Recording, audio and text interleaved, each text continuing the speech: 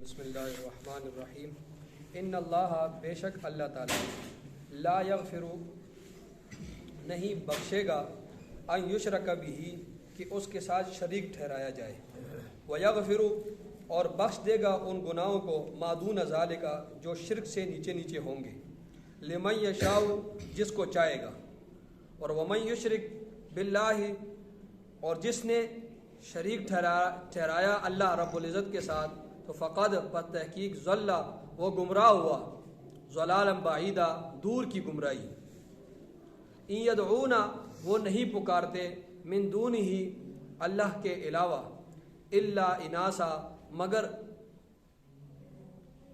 اناسا مگر زنانہ قسم کی چیزوں کو ان یدعون من دونہ وہ نہیں پکارتے اللہ کے سوا مگر کن چیزوں کو زنانہ قسم کی چیزوں کو وَإِن يَدْعُونَ اور وہ نہیں پکارتے الا مگر شیطان کو مریدا جو سرکش ہے لعنہ اللہ شیطان پر اللہ رب العزت نے لعنت کی ہے وقال اور شیطان نے کہا لأتخذن البتہ میں بناؤں گا البتہ ضرور میں بناؤں گا من عبادک تیرے بندوں میں سے نصیباً حصہ مفروضہ مقرر کیا ہوا وَلَأُضِلَّنَّهُمْ اور البتہ میں ضرور ان کو گمراہ کروں گا وَلَأُمَنِّيَنَّهُمْ اور البتہ میں ضرور ان کو آرزویں دلاؤں گا وَلَآمُرَنَّهُمْ اور البتہ میں ضرور ان کو حکم دوں گا فَلَيُبَتِّكُنَّ تو البتہ وہ ضرور کاٹیں گے آذان الانعام جانوروں کے کانوں کو وَلَآمُرَنَّهُمْ اور البتہ میں ضرور ان کو حکم دوں گا فَلَيُغَيِّرُنَّ خلق اللہ پس وہ تبدیلی ضرور وہ تبدیلی کریں گے خلق اللہ تعالیٰ کی تخلیق میں اللہ تعالیٰ کی بنائی ہوئی چیزوں میں وہ تبدیلی کریں گے اور فرمایا وَمَن يَتَّخِذِ الشَّيْطَانَ اور جس شخص نے بنا لیا شیطان کو ولیًا دوست من دون اللہ کے سوا تو فقد پس تحقیق خسرہ اس نے نقصان اٹھایا خسران مبینہ بہت بڑا نقصان یعدہم شیطان وعدے دلاتا ہے ان کو وَيُمَنِّيهِمْ اور ان کو آرزویں دلاتا ہے وَمَا يَعِدُهُمُ الشَّيْطَانُ اور نہیں ہے شیطان وَمَا يَعِدُهُ اور نہیں اس شیطان کے وعدے جو وہ ان کو دلاتا ہے إِلَّا غُرُورًا مگر دھوکہ ہے اولئک یہی لوگ ہیں مأواہم کہ ان کا ٹھکانہ جہنم ہے وَلَا يَجِدُونَ عنہا محیصہ اور وہ نہیں پائیں گے اس جہنم سے چھٹکارے کی کوئی جگہ محیصہ چھٹکارے کی کوئی جگہ یہ ان آیات کا ترجمہ ہوا یہ تفسیر میں انشاءاللہ دوبارہ ترجمہ بھی ہوگا انشاءاللہ آپ کو سمجھ آ جائے گی آیات دیکھیں نیکیوں میں سے ادھر میری طرف توجہ کریں نیکیوں میں سے سب سے بڑی نیکی جو ہے بلکہ رأس الطاعات جو نیکیوں کی جڑ ہے وہ توحید ہے ٹھیک ہے توحید کے بغیر نیکی قبول ہی نہیں ہوتی ایک شخص مشرک ہے تو وہ جتنی بھی نیکیاں کرے اس کی نیکی قبول نہیں ہوتی ہے تو نیکیوں میں سے سب سے بڑی جو نیکی ہے وہ کیا ہے توحید ہے اور گناہوں میں سب سے بڑا جو گناہ ہے وہ شرک ہے ٹھیک ہے نیکیوں میں سے سب سے بڑی نیکی توحید اور گناہوں میں سے سب سے بڑا گناہ جو ہے وہ کیا ہے شرک ہے اب قرآن کی طرف دیکھیں فرمایا ان اللہ بے شک اللہ تعالیٰ لا یغفر نہیں بخشے گا ان یشرک بہ یہ کہ اس کے ساتھ شریک ٹھہرایا جائے اس بات کو نہیں بخشے گا فرمایا ویغفر اور بخش دے گا ما ان گناہوں کو دون ذالک جو شرک کے علاوہ ہیں جو شرک کے نیچے نیچے جتنے بھی گناہ ہیں اللہ رب العزت فرما رہے ہیں کہ جس بندے نے میرے ساتھ شریک ٹھہرایا کسی بھی چیز کو میری ذات میں میری صفات میں میرے افعال میں تو فرمایا میرا یہ فیصلہ اٹل ہے اس میں کسی قسم کا کوئی شبہ نہیں ہے میں تمام گناہوں کو معاف کر دوں گا میں تمام گناہوں کو معاف کر دوں گا لیکن شرک والا گناہ ایسا ہے کہ اس کی کوئی معافی نہیں ہے ٹھیک ہے مسلم شریف وغیرہ کی اس حدیث میں مسلم شریف میں روایت آتی ہے حضرت ابو ذر غفاری رضی اللہ تعالیٰ عنہ روایت کرتے ہیں فرماتے ہیں اللہ رب العزت نے فرمایا اب دیکھیں حدیث کو سنیں فرمایا اللہ رب العزت نے فرمایا کہ اے ابن آدم تو میرے پاس آئے اور تو نے اتنے گناہ کیے ہو کہ زمین سے لے کر آسمان تک کیے ہو، مشرق مغرب گناہوں سے بھرا ہو، اور اس حالت میں تو مجھ سے ملاقات کرے، تو فرمایا تو مجھے اتنا ہی بخشنے والا پائے گا، تو مجھے اتنا ہی بخشنے والا پائے گا کہ تو نے جتنے گناہ کیے نا، مشرق سے مغرب، شمال سے جنوب، یہ سارا علاقہ تو نے بھرا ہو اپنے گناہوں کی وجہ سے، اور تو مر کر میرے پاس آئے اے بنی آدم، تو مجھے اتنا ہی بخشنے والا پائے گا، مگر شرط یہ ہے کہ تو نے میرے ساتھ شرک نہ کیا ہو۔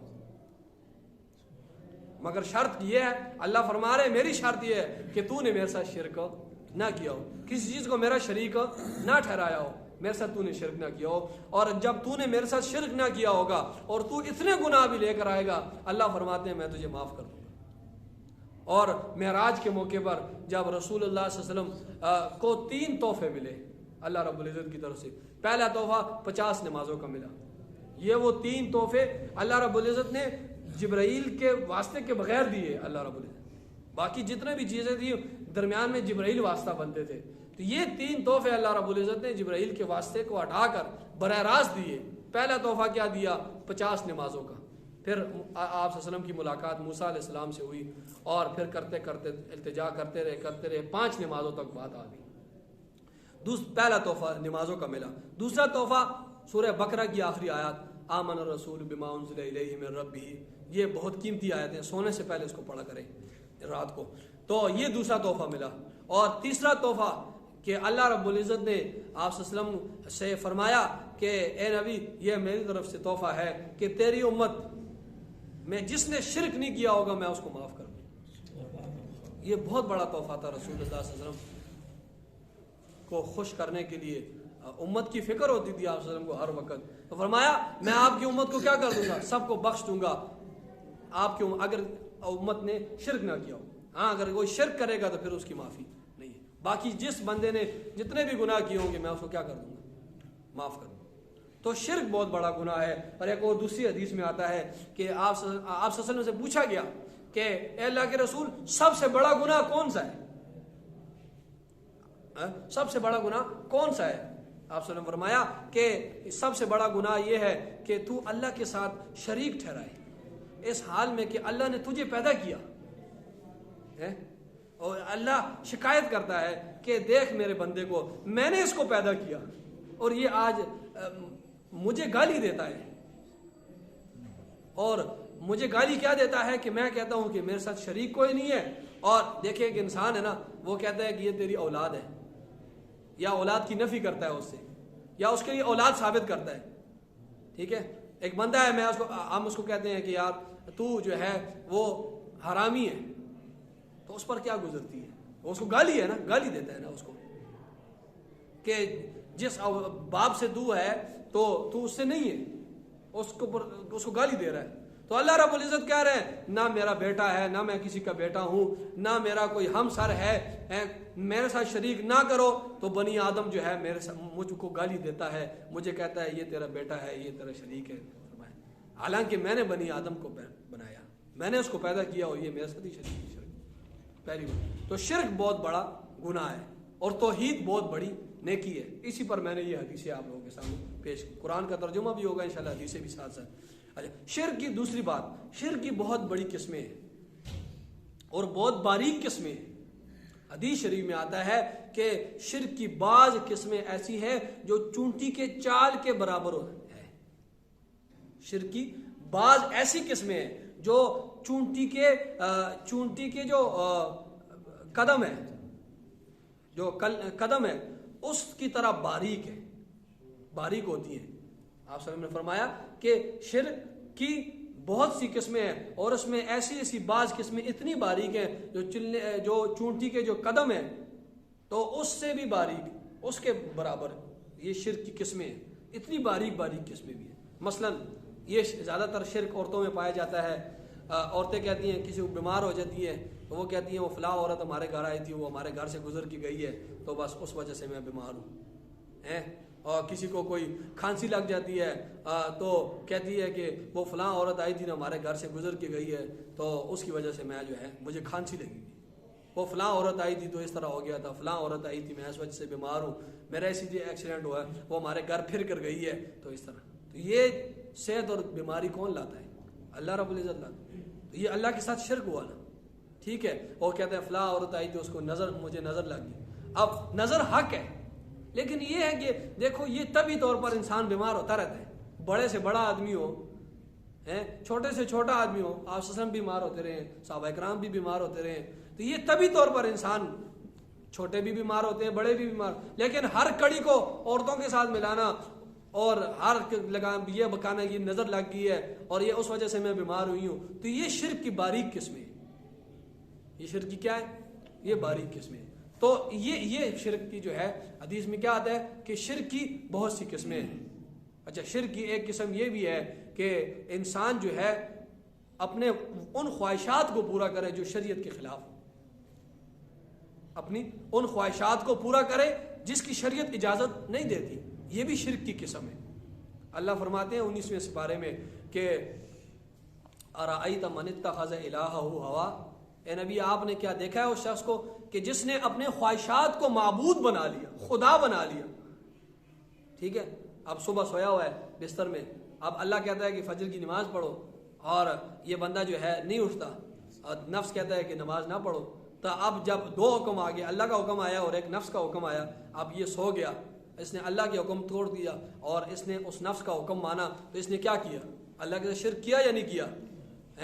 تو فرمایا کہ اے نبی افانتا، اے نبی آپ جو ہے ارائیتا، آپ نے کیا دیکھا ہے اس شخص کو جس نے اپنے خواہشات کو معبود بنا لیا ہے کہ اللہ کا حکم بھی آتا ہے آگے خواہشات اور کہتی ہیں تو یہ خواہشات کو مانتا ہے، اللہ کے حکم کو چھوڑ دیتا ہے، تو گویا اس نے خواہشات کو معبود بنا لیا اپنا. افانت تکون علیم وکیلا، کہ آپ اس پر نگہبان کیسے ہیں؟ تو یہ ہے کہ اپنے خواہشات کو پورا کرنا، ناجائز خواہشات جو شریعت کی. دیکھیے کھانا پینا ہے خواہش ہے، لیکن کھانا پینا حلال کمانا ہے، حلال کمانا ہے، حرام نہیں کمانا. کھانے کی پینے کی چیزیں حلال ہونی چاہیے. تو ہر وہ چیز، ہر وہ خواہش جو شریعت کے خلاف ہو تو وہ کون سی ہے؟ وہ شرک ہے. وہ کیا ہے؟ وہ شرک ہے. اور اللہ فرماتے ہیں نا وَإِنْ أَطَعْتُمُوهُمْ إِنَّكُمْ لَمُشْرِكُونَ، کہ اگر تم وہ لوگ شیطان کی جو ہے اطاعت کریں گے تو وہ کیا ہے؟ وہ مشرک ہے. اگر وہ لوگ شیطان کی وَإِنْ أَطَعْتُمُوهُمْ إِنَّكُمْ لَمُشْرِكُونَ، اگر تم شیطان کی جو ہے اطاعت کرو گے تو تم کیا ہوگے؟ مشرک ہوگے. مطلب جو شیطان کہتا ہے اور اسی پر چلو گے تو تم نے شیطان کی بات مانی تو مشرک ہوگے. تو شرک کی بہت سی قسمیں ہیں. اللہ رب العزت ہم سب کو ایک شرک سے محفوظ فرمائے. فرمایا ان اللہ، دیکھیں دوبارہ قرآن کی طرف، ان اللہ بے شک اللہ تعالیٰ لا یغفر، نہیں بخشے گا، ان یشرک بہ، یہ کہ اس کے ساتھ شریک ٹھہرایا جائے اس بات کو، ویغفر، اور بخش دے گا، ما دون. اب دیکھیں پچھلی آپ نے 2 رکوع میں پیچھے پڑھا ہے کہ سب سے بڑا گناہ کیا ہے؟ حقوق العباد میں کسی کو ناحق قتل کرنا ہے. ٹھیک ہے، لیکن اللہ رب العزت چاہیں گے تو اس کو بھی معاف کر دیں گے. ٹھیک ہے، اس کو بھی معاف کر دیں گے. اگر ایک بندہ گناہ کو حلال سمجھ کے کرتا ہے تو وہ تو کافر ہو گیا. ایک بندہ کسی مسلمان کا قتل حلال سمجھتا ہے، حلال سمجھ کے کرتا ہے، شراب حلال سمجھ کے پیتا ہے، نماز جو ہے وہ فرض اس کو نہیں سمجھتا، تو وہ بندہ کیا ہو گیا؟ وہ کافر ہو گیا. ہاں ایک بندہ ہے وہ گناہ کو گناہ سمجھتا بھی ہے، سمجھ کر پھر کرتا ہے، تو وہ شخص گناہگار تو ہے لیکن کافر نہیں ہے. تو ایک بندے نے اگر کسی کو قتل کیا ہے نا حق اور وہ سمجھتا بھی ہے کہ یہ کیا ہے؟ نا حق ہے، یہ حلال نہیں ہے، یہ گناہ کا کام ہے، اور جان بوجھ کر قتل کر دیا، تو اللہ اس کو بھی معاف کر دے گا. اللہ کیا کہے گا؟ ان کے ورثاء کو بلائے گا کل قیامت کے دن، ان کو کہے گا تو اس بندے کو معاف کرتا ہے، اگر تو معاف کرتا ہے تو میں تمہیں معاف کرتا ہوں اور میں تمہیں جنت میں بھیجوں گا اور تمہیں اعلیٰ اعلیٰ قسم کی کوٹھیاں دوں گا. وہ بندہ کہے گا مجھے جب معافی مل رہی ہے، میں جہنم سے آزاد ہو رہا ہوں، تو کہے گا ٹھیک ہے اللہ میں نے معاف کر دیا. تو اللہ اس کی طرف سے، اس بندے کی طرف سے کہے گا کہ اس نے یہ ان کا تو آپ کے اس کے اوپر حق ہے کہ آپ کے بندے کو اس نے قتل کیا ہے، لیکن اگر تم اس کو معاف کرتے ہو تو پھر میں تمہارا حساب نہیں لیتا، میں تمہیں جنت میں بھیج دوں گا اور عالی شان کوٹھیاں دوں گا. وہ کہے گا اور کیا چاہیے؟ وہ کہے گا میں جنت میں جاؤں. تو اللہ رب العزت چاہیں گے تو شرک سے علاوہ، یہ دیکھو سب سے بڑا جرم ہے، ٹھیک ہے، حقوق العباد میں سب سے بڑا جرم ہے، لیکن اس کو بھی اللہ فرمایا ان اللہ لا یغفر، بے شک اللہ تعالیٰ نہیں بخشے گا ان یشرک بہ، یہ کہ اس کے ساتھ شریک ٹھہرائے، اس بات کو نہیں بخشے گا یہ کہ اس کے ساتھ شریک ٹھہرایا جائے، ویغفر، اور معاف کر دے گا، ما دون ذالک، جو شرک کے علاوہ گناہ ہیں جتنے بھی، لمن یشاء، جس کے لیے چاہے گا، اللہ مجبور نہیں ہے، جس کے لیے چاہے گا، اور فرمایا ومن یشرک باللہ، اور جس شخص نے شرک کیا اللہ کے ساتھ، فقط ضل، پس تحقیق وہ گمراہ ہوا، ضلالا بعیدا، دور کی گمراہی۔ ایک بندہ تھوڑا سا راستہ بھٹک جائے نا تو اس کے واپسی کی امید ہوتی ہے، لیکن اگر آگے راستہ بھٹک جائے اور آگے نکل جائے نا پھر اس کی بخشش اور مغفرت نہیں ہے۔ فرمایا ان یدعون، وہ نہیں پکارتے، من دونہ، اللہ کے سوا، الا اناسا، مگر کس کو؟ زنانہ قسم کی چیزوں کو، وہ اللہ کے سوا کس کو پکارتے ہیں؟ زنانہ قسم کی چیزوں کو۔ اس کے بارے میں مفسرین کے دو اقوال ہیں۔ پہلی تفسیر یہ ہے کہ عرب کے لوگ یہ لات، منات، عزا کی پوجا کرتے تھے، پرستش کرتے تھے عرب کے لوگ، یہ پہلی تفسیر ہے۔ تو اور یہ جو لات ہے، منات ہے، عزا ہے، یہ عورتوں کے نام ہے۔ یہ کس کے نام ہے؟ یہ عورتوں کے نام ہے، ٹھیک ہے۔ یہ لات جو ہے یہ لفظ اللہ کی مؤنث ہے، لات جو ہے یہ لفظ اللہ کی مؤنث ہے، اور عزا جو ہے یہ عزیز نام ہے، عزیز کی مؤنث ہے، اور دوسرا کیا منات، یہ منات جو ہے یہ منان کی مؤنث ہے۔ تو ان لوگوں نے جو اپنے معبود تھے نا ان کے عورتوں کے نام رکھے تھے اور ان کی کیا کرتے تھے؟ پرستش کرتے تھے ان کی عورتوں کے۔ تو فرمایا ان یدعون من دونہ، وہ نہیں پکارتے اللہ کے سوا مگر الا اناسا، مگر زنانہ قسم کی چیزوں کو، کہ انہوں نے نام کس کے رکھے ہیں؟ یہ ان بتوں کے زنانہ نام رکھے ہیں اور ان کی پرستش کرتے ہیں۔ اب لات جو تھا، لات یہ ایک بزرگ تھا اور یہ حاجیوں کو جو ہے وہ ستو گول کر پلایا کرتا تھا، لات، ٹھیک ہے، ستو گول کر یہ لات جو ہے یہ پلاتا تھا لوگوں کو، حاجیوں کو۔ پھر جب یہ مرا لوگوں نے اس کے قبر پر عرس کرنا شروع کر دیا، عرس کرتے تھے، کرتے کرتے کرتے پھر اس کی شکل کا ایک بت بنایا ان لوگوں نے، ٹھیک ہے، اور پھر اس کو کعبے میں اور اس میں وہاں پر نصب کر دیا مکہ کے اندر، اور پھر اس کی پوجا کرتے تھے اور کہتے تھے یا لات اغثنی، ہماری مدد کر، اے لات ہماری کیا کر؟ مدد کر۔ اور عزا جو ہے یہ عزا یہ ایک پری تھی، مکہ سے ذرا فاصلے پر، یہ کبھی ظاہر ہوتی تھی کبھی چھپ جاتی تھی، اور تو ادھر بڑے بڑے ملنگ جو تھے وہ وہاں پر پہنچ گئے، ادھر کچھ درخت بھی تھے، پانی بھی تھا، تو ان ملنگوں نے وہاں پر ڈیرا ڈال دیا۔ تو یہ جو عزا یہ پری تھی، یہ کبھی ظاہر ہوتی تھی کبھی چھپ جاتی تھی، وہاں پر لوگوں نے گھر بنا لیے اور ادھر جو ہے اس کی عزا کی جو ہے وہ پرستش کرتے تھے۔ پھر 8 ہجری کو جب مکہ فتح ہوا، آپ صلی اللہ علیہ وسلم نے حضرت خالد بن ولید رضی اللہ کو بلایا اور فرمایا کہ اس عزا کی پرستش کی جاتی ہے اور اس سے مجھے بہت تکلیف ہوتی ہے، تم جاؤ اور یہ جو عزا جہاں پر ہے یہ پری ہے تو وہاں پر اس کو ختم کر کے آ جاؤ۔ حضرت خالد بن ولید رضی اللہ عنہ گئے اور وہاں پر جتنے چرسی بنگی بیٹھے ملنگ ان کو بگایا اور وہ جو درخت وغیرہ تھے وہ ان سب کو کاٹا اور جو وہ گھر وغیرہ بنے تھے سب کو توڑ واپس آ گئے۔ جب واپس آئے تو رپورٹ پیش کی اللہ کے رسول صلی اللہ علیہ وسلم کو کہ میں نے جو ہے یہ سب کچھ کر دیا ہے۔ فرمایا تم نے عزا کو تو ختم نہیں کیا ہے، میں نے تمہیں عزا کو ختم کرنے کے، اس پری کو ختم کرنے کے لیے بھیجا تھا۔ پھر حضرت خالد بن ولید گئے اور دیکھا کہ وہاں پر وہ پری بیٹھی ہوئی تھی اور وہ جو ہے آٹا وہ نیچے سے جو ہے مٹی اٹھا کر اپنے سر پر ڈال رہی تھی اور کہہ رہی تھی کہ غزہ تو ہلاک ہو گئی ہے، تو ہلاک ہو گئی ہے، یعنی سارا وہ چکر سارا ختم ہو گیا ہے۔ تو پھر حضرت خالد بن ولید نے اس پری کا جو گردن اڑائی اور اس کا سر قلم کر دیا اور پھر فرمایا کہ اب غزہ کی کوئی عبادت نہیں کرے گا، اور آپ صلی اللہ علیہ وسلم کے پاس آ کر فرمایا کہ میں نے اس کو بھی ختم کر دیا ہے۔ تو اسی طرح جو منات ہے وہ بھی اس طرح ایک آدمی تھا۔ تو ان لوگوں نے کیا کیا کہ ان کے عورتوں کے نام رکھ دیے اور ان کی کیا کرتے تھے؟ پرستش کرتے ہیں۔ یہ پہلی تفسیر۔ دوسری تفسیر یہ ہے کہ دیکھو اللہ رب العزت قوی ہے، طاقتور ہے۔ اللہ رب العزت کیا ہے؟ طاقتور ہے۔ کام لمبا ہو جائے گا آج۔ اللہ رب العزت طاقتور ہے اور اللہ فرماتے ہیں یہ طاقتور کو چھوڑ کر کمزور چیزوں کی عبادت کرتے ہیں۔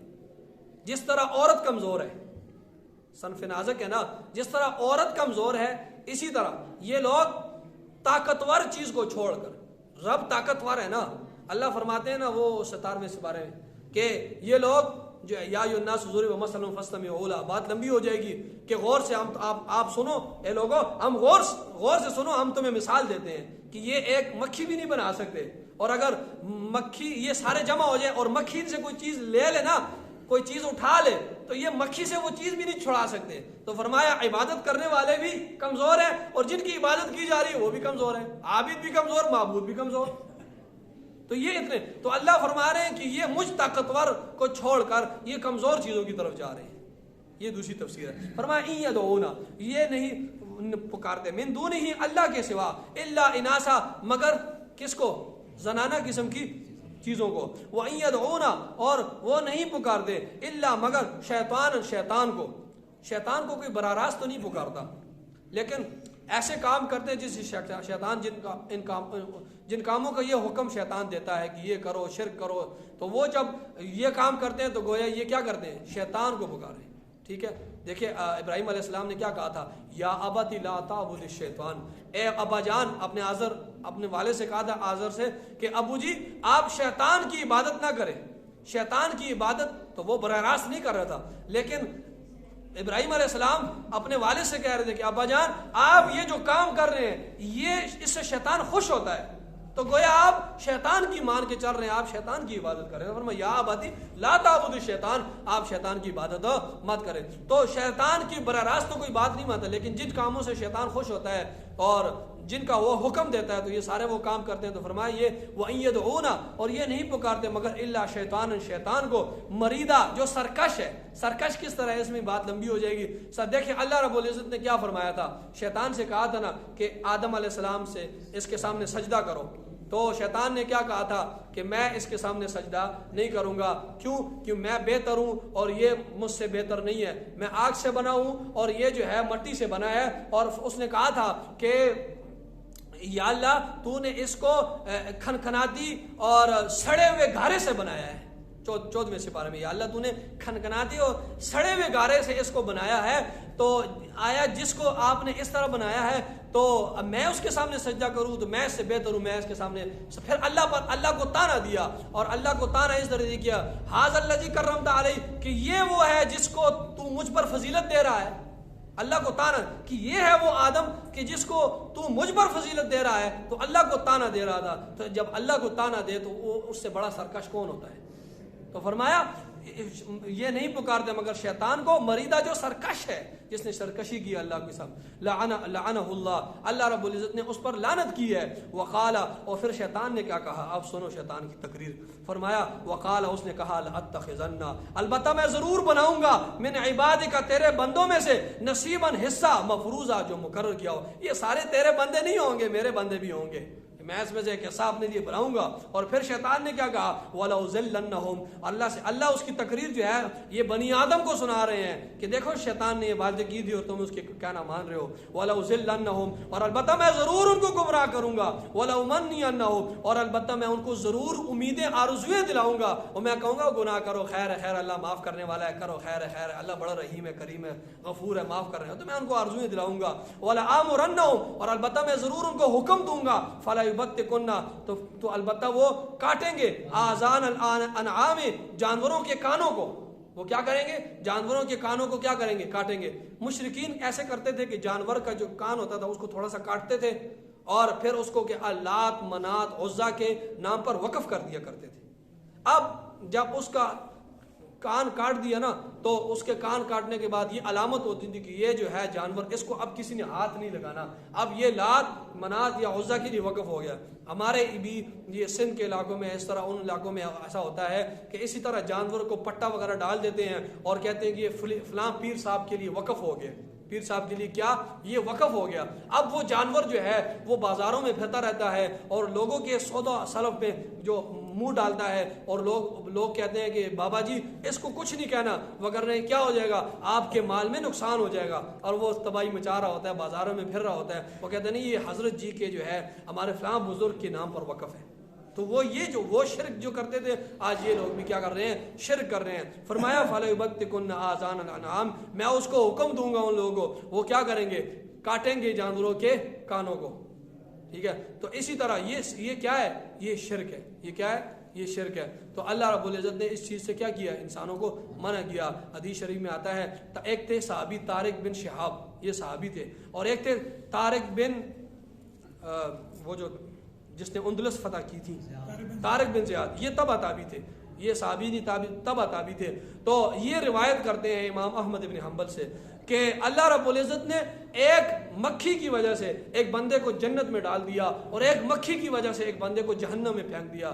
تو حدیث شریف میں آتا ہے کہ ایک لوگوں نے بت بنایا ہوا تھا, بت بنایا تھا, اور اس بت کے قریب جو گزرتا تھا وہ راستے میں اس کو بت کو بنایا ہوا تھا, اور جو اس کے سامنے سے گزرتا تھا تو وہ اس پر ضرور چڑھاوا کرتا تھا, کوئی چیز اس بت کے نام پر چڑھاتا تھا, تو تب جا کر اس بندے کو گزرنے دیا جاتا تھا. تو اتفاق سے ایک آدمی گزرا تو اس کو نہیں گزرنے دیا, اس نے کہا حضرت اس بت پر کچھ چڑھاؤ پھر اس بت سے آگے گزرو. تو اس نے کہا میرے پاس تو کچھ نہیں ہے. اس نے کہا کچھ بھی نہیں ہے تو کوئی مکھی لے لو اور اس کو چڑھا دو.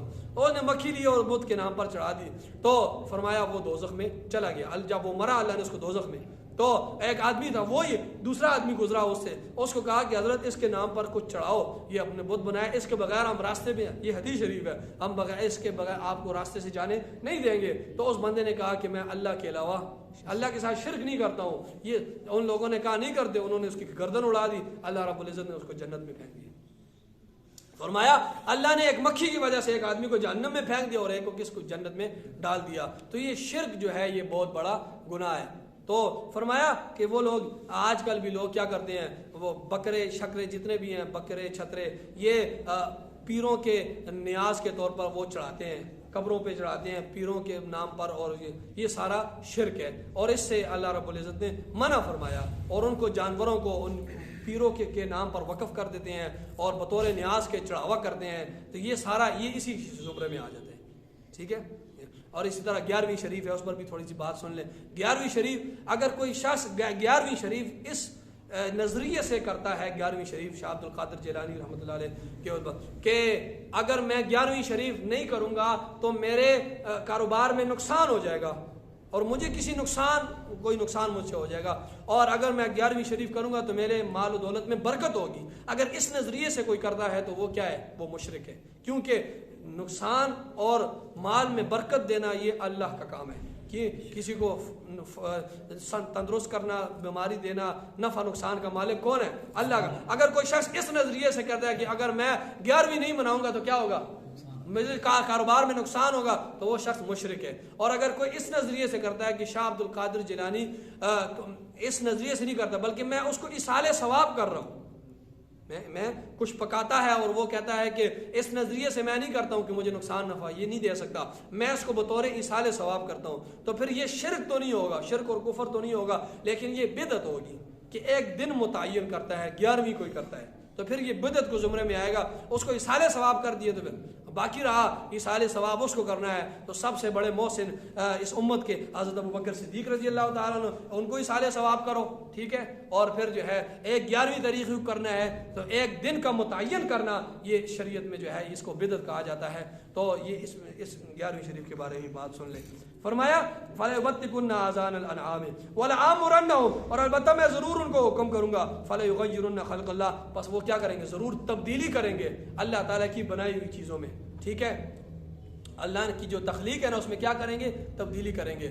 ٹھیک ہے. تفسیر کبیر میں آتا ہے کہ داڑھی کا منڈوانا, داڑھی کو کاٹنا, یہ بھی اسی مد میں آتا ہے.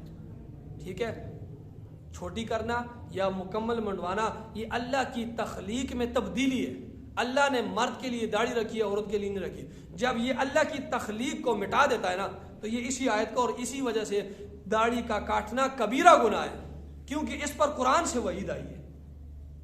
ٹھیک ہے. تو اگر کوئی چھوٹی کرتا ہے یا مکمل, یہ دونوں اسی زمرے میں آتے ہیں کہ اللہ کی تخلیق شارع, یہ جسم اللہ نے پیدا کیا نا, اب جب اس جسم میں شریعت کے خلاف کوئی تبدیلی کرے گا تو وہ سارا اس زمرے میں آئے گا. اسی طرح عورت ہے, وہ اس کے لمبے لمبے بال, اللہ نے اس کی تخلیق, اس کے اب وہ بال کو چھوٹا چھوٹا رکھتی ہے تو یہ اللہ کی تخلیق میں تبدیلی ہے.